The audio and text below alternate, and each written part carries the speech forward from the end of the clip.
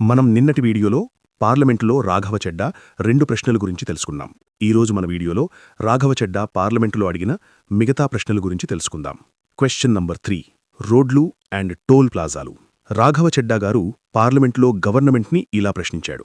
ప్రజలు రోజూ రోడ్ల మీద ప్రయాణం చేస్తుంటారు, కానీ ప్రజలు చెల్లిస్తున్న టోల్ డబ్బులు నిజంగా ఎక్కడికి వెళ్తున్నాయని పార్లమెంట్లో రాఘవ చెడ్డా ఇదే విషయంపై చాలా స్ట్రాంగ్గా ప్రశ్నించాడు. దేశంలో రోడ్లు నిర్మాణం కోసం టోల్ ప్లాజాలు ఏర్పాటు చేశారు, కానీ ప్రజలు ఒకే రోడ్డుకి సంవత్సరాల తరబడి టోల్ ట్యాక్స్ ఎందుకు చెల్లించాలి? ఒక ప్రాజెక్ట్ ఖర్చు పూర్తిగా రికవర్ అయిన తర్వాత కూడా టోల్ ఎందుకు వసూలు చేస్తున్నారు? ప్రతిరోజూ ప్రజలు ఎంత మొత్తం టోల్ రూపంలో చెల్లిస్తున్నారు? అలాగే ఇండియాలో వేల సంఖ్యలో టోల్ ప్లాజాలున్నాయి. ప్రతిరోజూ కోట్ల రూపాయలు వసూలవుతున్నాయి.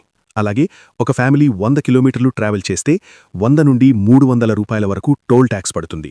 ఈ గవర్నమెంట్ ఒక కుటుంబం నెలకి 5-6 సార్లు ట్రావెల్ చేస్తే 1000 నుండి 2000 రూపాయలు టోల్కే వెళ్తుంది. మరియు ప్రజలు ఇప్పటికే ట్యాక్సులు చెల్లిస్తున్నారు, మళ్లీ టోల్ ఎందుకు? ప్రజలు పెట్రోల్ మీద ట్యాక్స్ కడుతున్నారు, వాహనాల మీద ట్యాక్సులు చెల్లిస్తూ, మరియు రోడ్ ట్యాక్స్ సంబంధించి అన్నీ ఇచ్చాక కూడా మళ్లీ టోల్ ఎందుకు అని ప్రజలు అడిగినప్పుడు ప్రభుత్వం ఇలాగంటుంది: రోడ్ల మెయింటెనెన్స్ కోసమని, కొత్త హైవేలు నిర్మించడానికని, మరియు ఇన్ఫ్రాస్ట్రక్చర్ డెవలప్మెంట్ కోసమని టోల్ అవసరమని చెబుతోంది. కానీ ఇక్కడే రాఘవ చెడ్డా అనే నాకొక డౌట్ వచ్చింది. ప్రజలు ఒకసారి ఖర్చు రికవర్ అయిపోయాక కూడా ఎందుకు టోల్ ట్యాక్స్ కడుతున్నారు అని. రాఘవ చెడ్డా ఇలా ప్రశ్నించాడు: ప్రభుత్వం టోల్ ప్లాజాలను ఎప్పుడు తొలగిస్తుంది అని, లేదా ప్రజలకు రిలీఫ్ ఎప్పుడిస్తుంది అని పార్లమెంటులో రాఘవ చెడ్డా ప్రశ్నించాడు. మరియు అలాగే ఇండియాలో సుమారు 850 కంటే ఎక్కువ సంఖ్యలో టోల్ ప్లాజాలున్నాయి. ఇవి ఎక్కువగా national highways authority of India ఆధీనంలో ఉంటాయి. అలాగే దేశవ్యాప్తంగా ప్రతిరోజు సుమారు 120 నుండి 150 కోట్ల రూపాయలు, అంటే సంవత్సరానికి 45,000 కోట్లు ఎక్కువగానే ఇప్పటివరకు మొత్తం గత 10-15 సంవత్సరాల్లో అప్రాక్స్ 5 లక్షల కోట్లు వసూలయ్యాయి అంటూ ప్రభుత్వం ఒక ప్రాజెక్ట్ ఖర్చు పూర్తిగా రికవర్ అయిన తర్వాత కూడా టోల్ ఎందుకు? మరియు ప్రభుత్వం ప్రజలపై పెట్రోల్ అండ్ డీజిల్పై ట్యాక్స్ 50% వరకు ట్యాక్స్ ఉంటుంది. అలాగే రోడ్ ట్యాక్స్ వాహనం కొనుగోలు చేసినప్పుడు ఒకసారి పెద్ద అమౌంట్పై ట్యాక్స్ చెల్లిస్తున్నా కానీ ప్రతి ప్రయాణం సమయంలో టోల్ ట్యాక్స్ మళ్లీ చెల్లించాల్సి వస్తోంది. అలాగే ప్రజలు రోడ్ల నిర్మాణంలో ఉపయోగించే మెటీరియల్స్ మీద కూడా ప్రజలు ఇప్పటికే ఇన్ని ట్యాక్సులు చెల్లిస్తున్నారు, మరి టోల్ ఎందుకు అని రాఘవ చెడ్డా పార్లమెంటులో ప్రభుత్వాన్ని ఇలా ప్రశ్నించాడు. రాఘవ చెడ్డా పార్లమెంటులో అడిగిన తర్వాత ప్రశ్న మనం తెలుసుకుందాం. క్వశ్చన్ నంబర్ 4, రైతులు అండ్ వ్యవసాయం. రాఘవ చెడ్డా పార్లమెంట్లో మన దేశానికి వెన్నెముక రైతులు, కానీ నిజంగా వాళ్ల పరిస్థితి ఎలా ఉంది అని ఈ ప్రభుత్వం చూడటం లేదు. మన దేశంలో రైతుల సగటు ఆదాయం ఎంత ఉందో ప్రభుత్వం చెప్పగలదా? చెప్పలేరు. కానీ 2016లో ఒక రైతు కుటుంబం నెలకు సుమారు 8,000 రూపాయలు సంపాదించేది. కానీ ఇప్పటికీ చాలా చోట్ల అది 10,000 నుండి 12,000 రూపాయల మధ్యే ఉంది. నా ప్రశ్న ఒకటే: ఇంత తక్కువ ఆదాయంతో రైతులు ఎలా బతుకుతారు? రైతుల ఆదాయం డబుల్ చేస్తామని చెప్పిన ప్రభుత్వం అది ఎప్పుడు జరుగుతుంది అని రాఘవ చెడ్డా పార్లమెంటులో ప్రభుత్వాన్ని కోరుతున్నారు. రైతులు ఎదుర్కొంటున్న ప్రధాన సమస్య ఖర్చులు పెరగడం.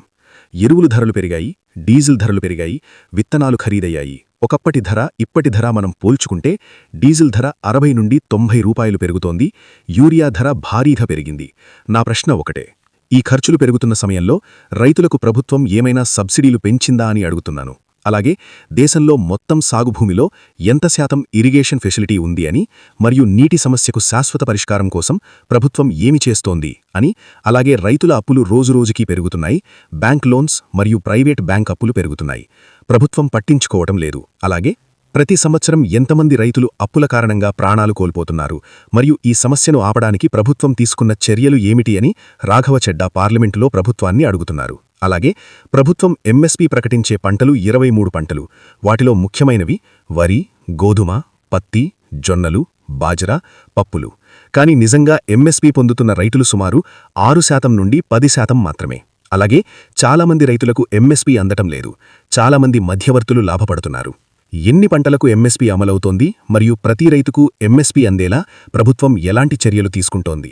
అలాగే భారతదేశంలో మొత్తం వ్యవసాయ రుణాలు సుమారు 20 లక్షల కోట్లు, మరియు ఒక్క రైతు మీద సగటు అప్పు 80,000 నుండి 1,50,000 రూపాయల వరకు ఉంది. చిన్న రైతులు 50,000 నుండి 1,00,000 రూపాయల వరకు ఉంది. పెద్ద రైతులకు 2 లక్షల నుండి 5 లక్షల రూపాయలు ప్రైవేట్ అప్పులు రైతుల మీద ఉన్నాయి. అలాగే దేశంలో రైతుల మీద 20 లక్షల కోట్లు అప్పు ఉంది. ప్రైవేట్ అప్పులపై 60% వరకు వడ్డీ పడుతోంది. 23 పంటలకు ఎంఎస్పీ ప్రకటించినా కేవలం 10% రైతులకు మాత్రమే అది అందుతోంది.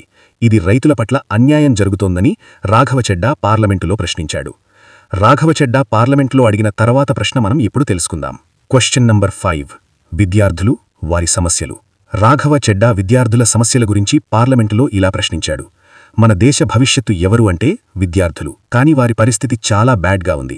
మన దేశంలో విద్య ఖర్చులు ఎంత పెరిగాయో ప్రభుత్వం చెప్పగలదా? అలాగే 7 లేదా 8 సంవత్సరాల క్రితం ఒక ప్రైవేట్ స్కూల్స్ ఒక సంవత్సరం ఫీజులు 10,000 నుండి 20,000, ఇప్పుడు 1,00,000 రూపాయలు.